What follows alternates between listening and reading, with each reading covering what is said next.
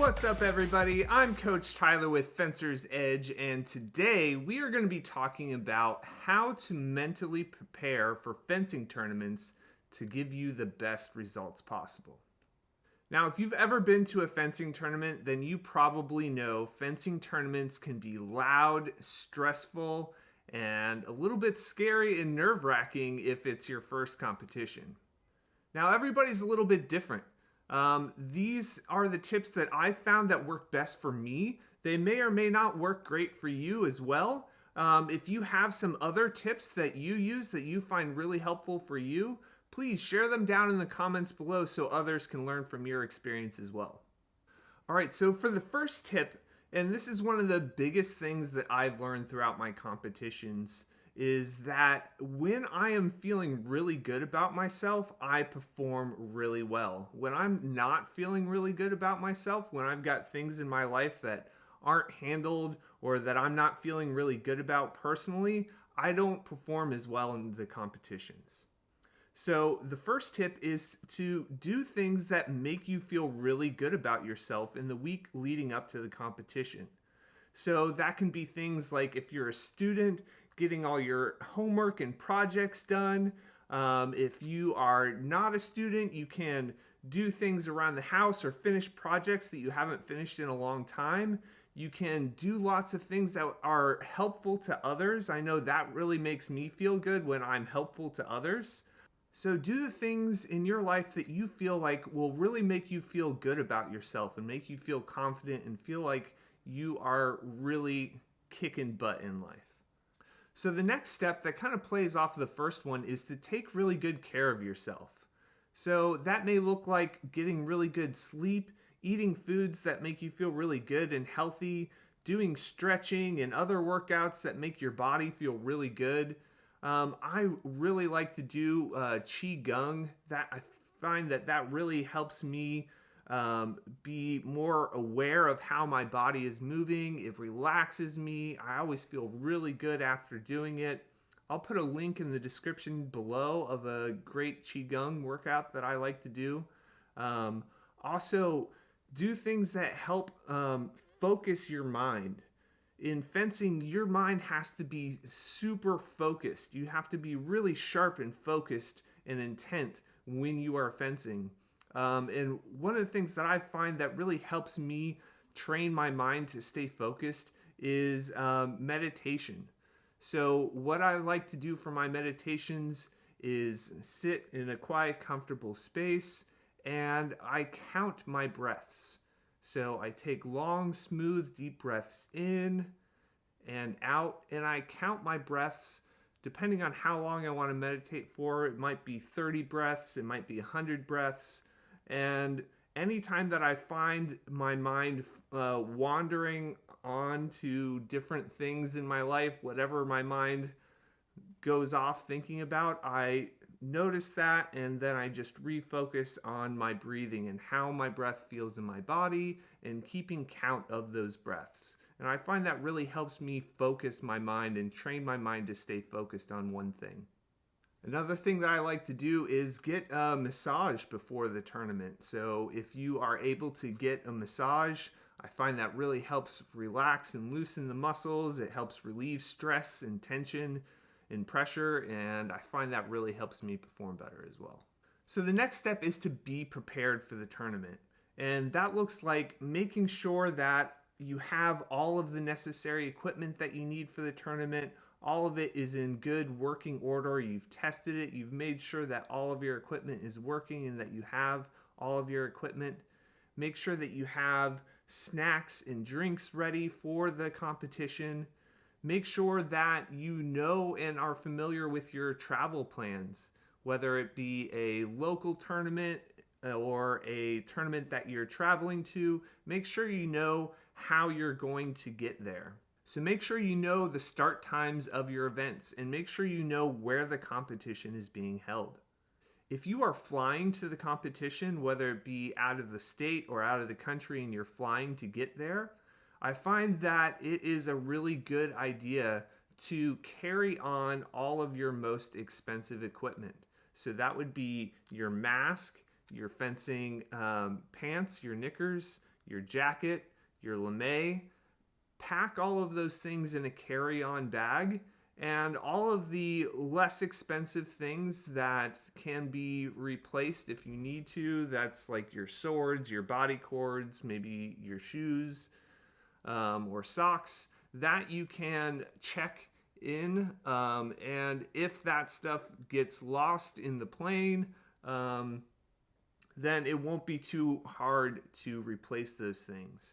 But the things like your jacket and your pants and your fencing mask, those things can be really expensive. And if for some reason, knock on wood here, that those things get lost in the plane ride, you won't have to spend a whole lot of money to try and replace those things. So another really important thing that you can do to prepare for the tournament is to create a playlist of your favorite upbeat music, and make sure that you have headphones.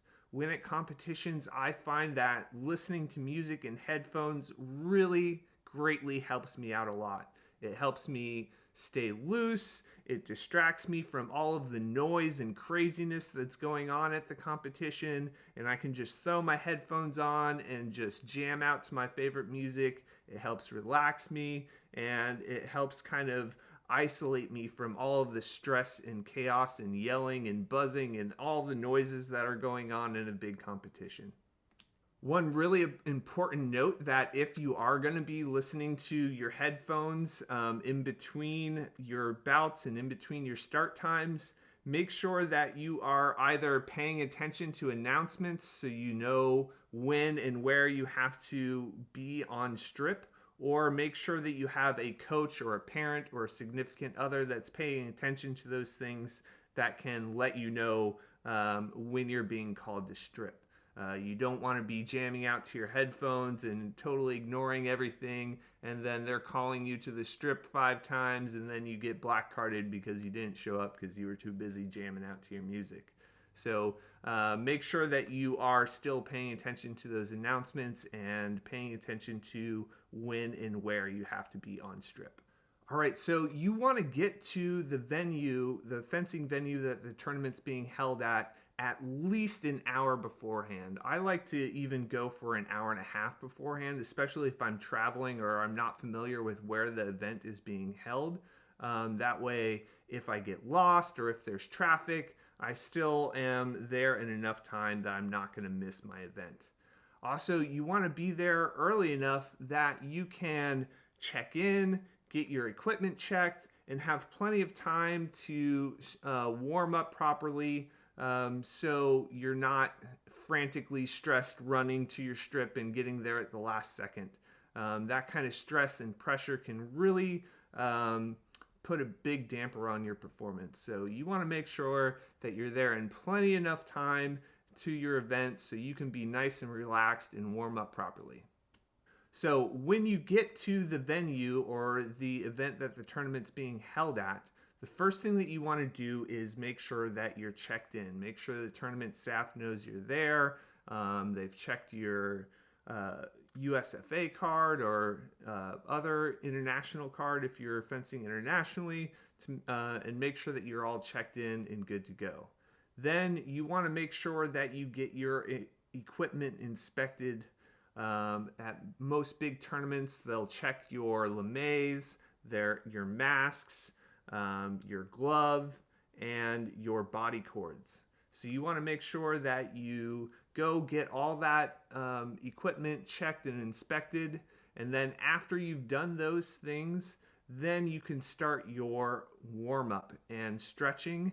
And then I like to fence at least 3 to possibly, definitely no more than 5 touch bouts, just to warm up, get the kinks out, be familiar with how my body's moving, and get really familiar with the timing and speed that I'm going to be competing at.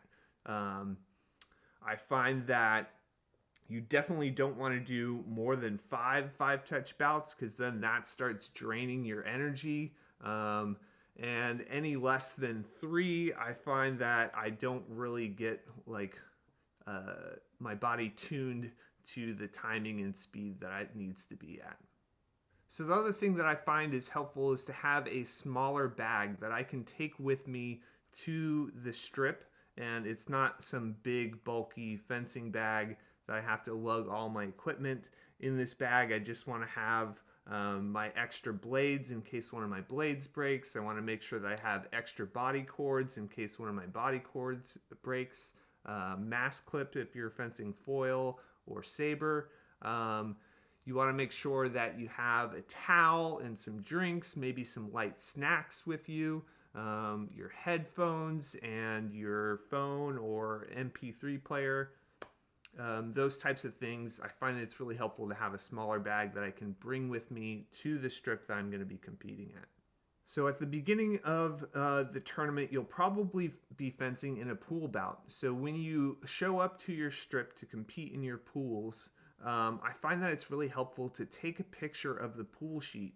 That way I can be familiar with when I'm going to be on strip, and I can know when I'm about to fence before I get up and fence.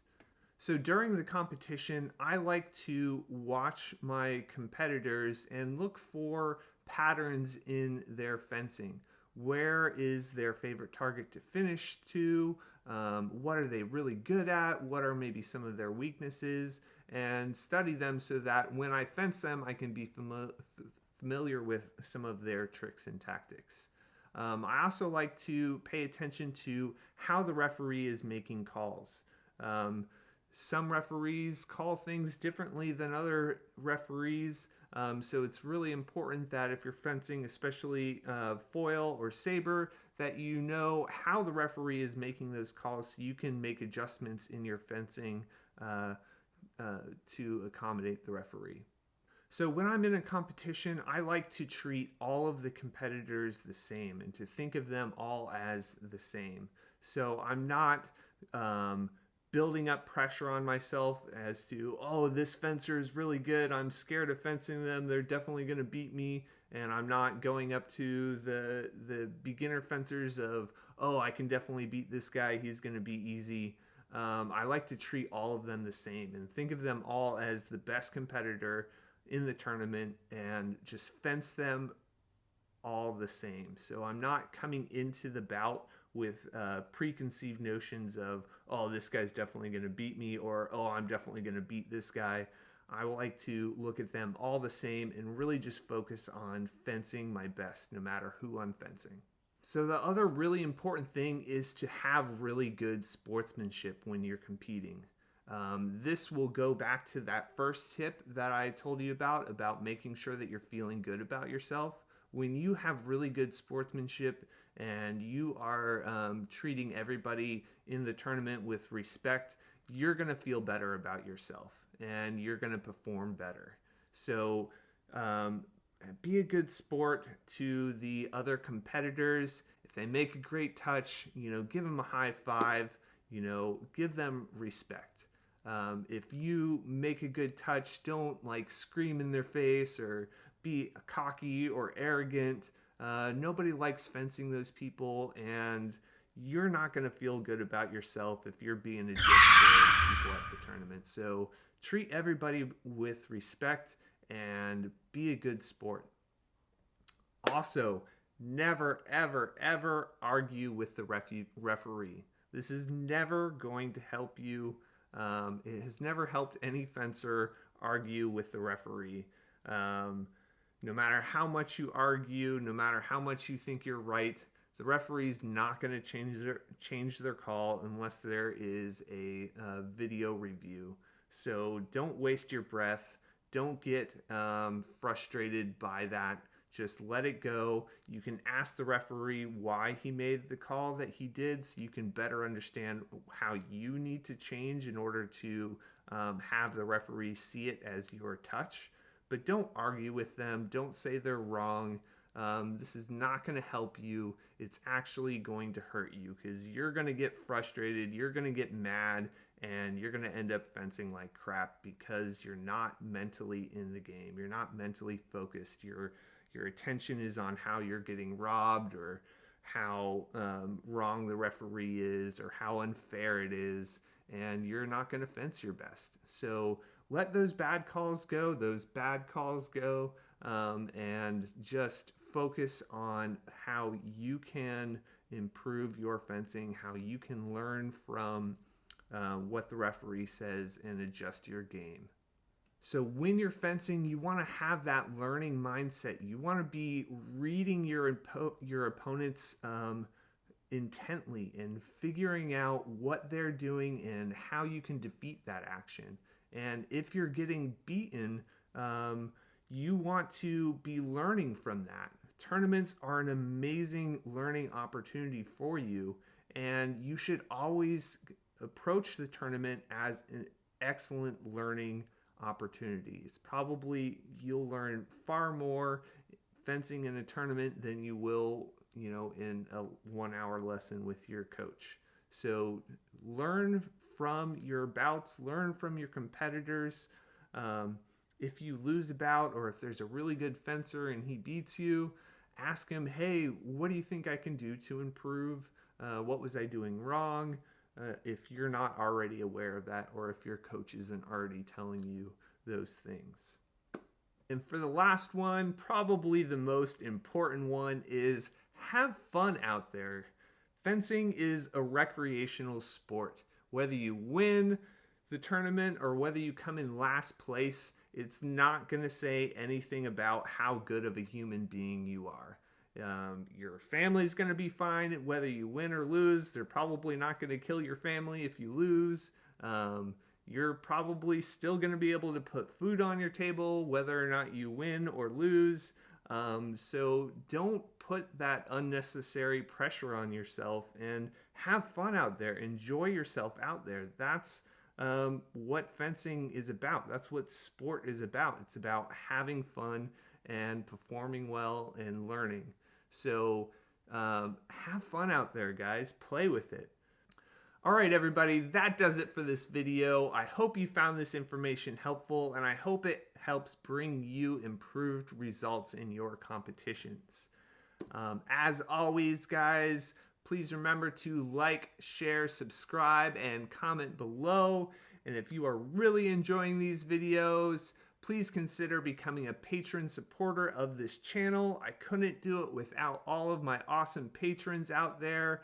Because of you, this channel will continue to grow, and I will continue to put out great content for you. So thank you so much. And until next time, guys, have fun, work hard, and practice.